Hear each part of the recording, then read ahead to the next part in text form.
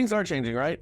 And realtors, whatever you do, you can't win. You're damned if you do, you're damned if you don't. Because get a load of this. Zillow came out with a report, and here's what they discovered. Home sellers who didn't list on the MLS lost out on $1 billion in sales proceeds, mostly affecting communities of color. Zillow defined communities of color as zip codes where a majority of households are headed by Blacks, Hispanics, Asian Americans, Pacific Islanders, or Native Americans. In 2023 and 2024, Zillow found that sellers who chose not to list on the MLS typically lost out on nearly $5,000, selling their properties for 1.5% less than those listed on the MLS. In communities of color, this number jumped to 3.2%, more than double the 1.2% loss recorded in majority white neighborhoods. In majority Black neighborhoods, Zillow's analysis found home sellers who did not list on the MLS saw a median sales price difference of $9,851, while in majority Hispanic neighborhoods, the number jumped to $13,728. Now, of course, when you list with an agent, you're going to have to pay their commission. So, is it really a loss? But here's my whole point. So when you list a property for somebody on your multiple listing system and you as a realtor sell it, you're colluding to keep costs and fees artificially high. Yet when a seller doesn't use your services and doesn't list on a multiple listing system, they also lose out as well to the tune of billions of dollars. I think I know what everyone wants from real estate agents. Realtors, you guys should all offer your services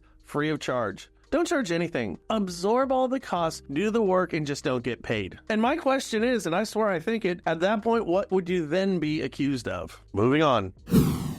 Hey, listen, guys, Owen Lee and Carl White on April 2nd, 12 o'clock Eastern time. It's right around the corner. They're going to have a state of the industry and what you guys need to be doing to make these transitions so you're relevant in this market. It's cool because it's going to be interactive. You can ask all the questions you want from Owen and Carl, so make sure you get there on this thing, guys. April 2nd. Fill out the information.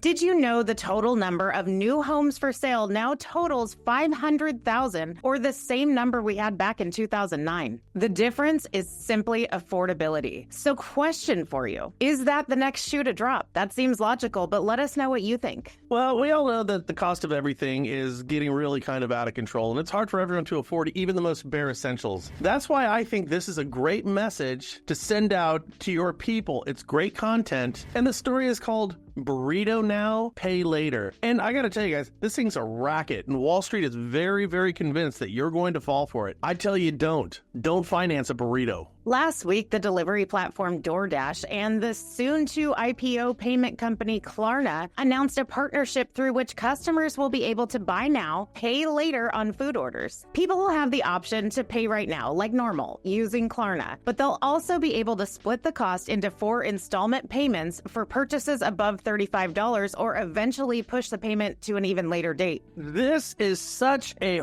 horrible, horrible idea. You do not want to do this. With all the DoorDash fees plus the tip, and yes, you should tip, that little treat is going to run you quite a bit more than you bargained for. Splitting the cost up into 4 payments will make you feel better about your little indulgence, and it may even encourage you to add on a second little treat. But there are some potential downsides. Yeah, like Klarna and DoorDash aren't doing this out of the goodness of their hearts. They're going to charge you a ton of interest. You might wind up missing payments, in which case, on top of delivery fees and tip, you'll also be hit with late fees and overdraft fees from your bank. By the end of it all, your $20 burrito could wind up costing you north of $70. Now, these are the people that our government agencies should be going after for usury and hurting people. Because at the end of the day, yeah, finance a house, not a burrito.